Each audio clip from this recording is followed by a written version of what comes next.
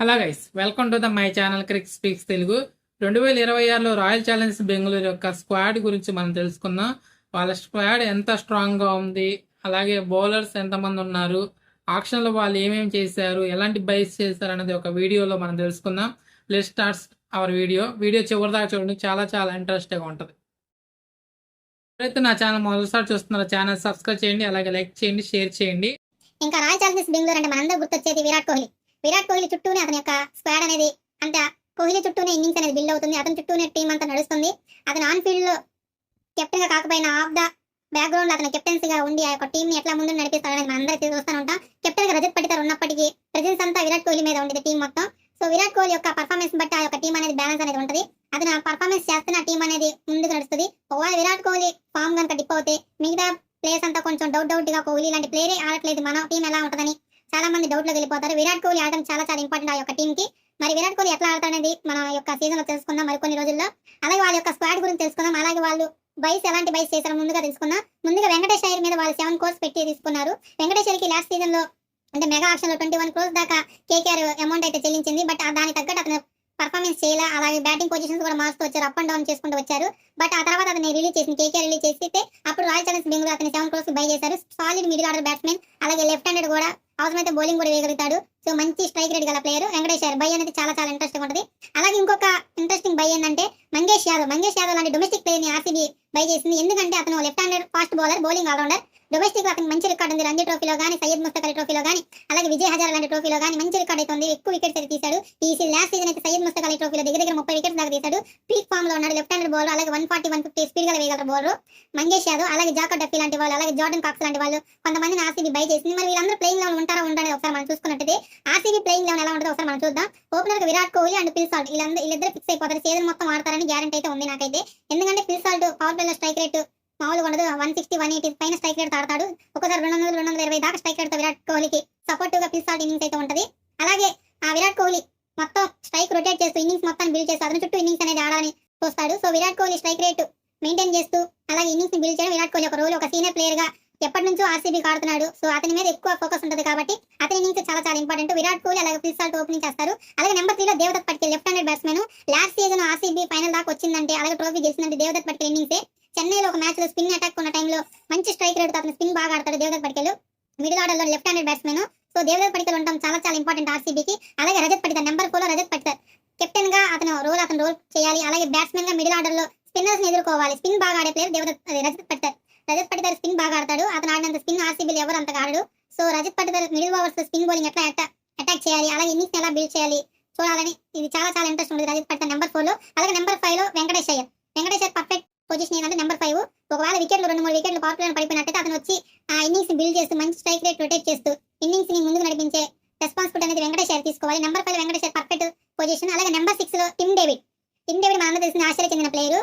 అతను చివరిలో last 4-5 overs ఉండగా అతను స్ట్రైక్ రేట్ 250-300 దాకా ఉంటుంది. అలాంటి ఇన్నింగ్స్ టిమ్ డేవిడ్ అనేది ఆడాలని చూస్తారు ఆర్సీబీ మేనేజ్మెంట్, అలాగే ఆర్సీబీ ప్లేయర్స్ కూడా. సో టిమ్ డేవిడ్ నెంబర్ 6 లో ఉంటే చాలా చాలా ఇంపార్టెంట్ ఆర్సీబీకి. అలాగే నెంబర్ 7 లో Jitesh Sharma wicket keeper batsmen. అలాగే ఈ యొక్క ఆర్సీబీ టీమ్ కి వైస్ కెప్టెన్ కూడా. అతను రోల్ అనేది చాలా చాలా ఇంపార్టెంట్. కీపర్ గా చేస్తాడో మరి ఫీల్డింగ్ చేస్తాడో నాకే తెలియదు. మాక్సిమం కీపింగ్ చేస్తాడని అనుకుంటున్నా Jitesh Sharma. Last season play offs ఎలా ఆడాడో మనందరూ తెలిసిన జితేష్ శర్మ ఇన్నింగ్స్ అనేది ఎవరు మర్చిపోలేరు. సో అతని స్ట్రైక్ రేట్ కూడా చాలా చాలా ఇంప్రూవ్ ఉంది. జితేష్ శర్మ నెంబర్ 8 లో కృణాల్ పాండ్యా మన అందరూ తెలిసింది లెఫ్ట్ ఆర్మ్ స్పిన్నర్. మరి బ్యాటింగ్ చేయగలరు, బౌలింగ్ చేయగలరు. ఆర్సీబీకి లాస్ట్ టైం బెస్ట్ పర్ఫార్మెన్స్ గా కృణాల్ పాండ్యా ఉన్నాడు. సో కృణాల్ పాండ్యా ఖచ్చితంగా ప్లేయింగ్ లెవెల్ లో ఉంటాడు. అలాగే ఆర్సీబీకి తరపున ప్రైమరీ స్పిన్నర్ కూడా కృణాల్ పాండ్యా నెంబర్ 8 లో ఉంటాం. అలాగే నెంబర్ 9 లో Bhuvneshwar Kumar most experience player, అలాగే సీనియర్ ప్రో. ఎంతో కాలం సన్ రైజర్స్ ఆడి లాస్ట్ సీజన్ నుంచి ఆర్సీబీకి ఆడుతూ ఫైనల్ మ్యాచ్లో క్రూషియల్ టైంలో వికెట్లు తీసి ఆర్సీబీ కప్పు గెలిచిందంటే భువనేశ్వర్ కుమార్ కాంట్రిబ్యూషన్ చాలా చాలా ఇంపార్టెంట్. అందరూ జాష్ హేజిల్వుడ్ అనుకుంటారు, కానీ జాష్ హేజిల్వుడ్ యొక్క షాడోలో భువనేశ్వర్ కుమార్ ఎవరికి కనిపించట్లేదు. భువనేశ్వర్ కుమార్ కాంట్రిబ్యూషన్ అనేది ఆర్సీబీకి చాలా చాలా ఇంపార్టెంట్. అలాగే నెంబర్ 10 లో మంగేష్ యాదవ్ మనందరికి తెలిసిందే, మన డొమెస్టిక్ ప్లేయరు. రీసెంట్గా అతను బై కూడా 5 వికెట్స్ తీసుకున్నాడు. చాలా చాలా కీ ప్లేయర్ అతను మంగేష్ యాదవ్. మరి అతని కాంట్రిబ్యూషన్ అనేది ఆర్సీబీకి ఎలా ఉపయోగపడుతుంది? 140-150 స్పీడ్ గల వేయగల బౌలర్ మంగేష్ యాదవ్. ఈ యొక్క నెంబర్ 10లో ఎలా ఆడతాడనేది చూడాలి. Bowling allrounder. అలాగే నెంబర్ 11లో జాష్ హేజిల్వుడ్డా లేదా జాకబ్ డెఫీనా. జాష్ హేజిల్వుడ్ అవైలబిలిటీ అనేది చాలా చాలా కన్ఫ్యూజ్గా ఉంది. అతను ఇంకా ఇంజురీ నుంచి కోలుకోలేదు.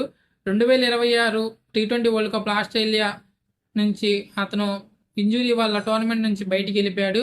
మళ్ళీ ఇంకా ఇంజురీ అనేది పూర్తిగా రికవరీ కాలేదని అంటున్నారు. మరి జాష్ హేజిల్వుడ్ లేకపోతే జాకబ్ డెఫీతో ఆడిస్తారు. ఇది ఆర్సీబీ ప్లేయింగ్ 11 అనేది ఎట్లా ఉంటుంది.